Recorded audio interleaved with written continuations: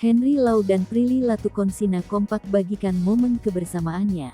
Melalui akun Instagramnya, Prilly Latuconsina membagikan momen saat bersama ex-personel Super Junior M, Henry Lau. Diketahui, idol Henry Lau mengejutkan fans dari Indonesia karena secara tiba-tiba bertolak ke tanah air. Melalui akun Twitter resminya, Henry Lau mengabarkan jika dirinya ke Indonesia pada Jumat tanggal 12 Agustus tahun 2022. Saat di Indonesia, ternyata Henry Lau bertemu dengan bintang film 12 cerita Glenn Anggara, Prilly Latuconsina. Henry Lau dan Prilly Latuconsina pun kompak membagikan momen kebersamaannya melalui akun media sosial masing-masing. Prilly membagikan video ketika dirinya ngopi bareng Henry Lau di akun Instagramnya @prilly_latuconsina96. Pada video tersebut nampak Henry Lau menanyakan apakah Prilly mau menjadi jodohnya. Tak hanya itu, Prilly juga membagikan momen bersama Henry Lau melalui Instastory. Mulai dari sarapan hingga ngopi bersama. Henry Lau juga mengunggah foto saat bersama Prilly di Instagram pribadinya, @henryl89. Nampak Prilly menyender di bahu Henry Lau.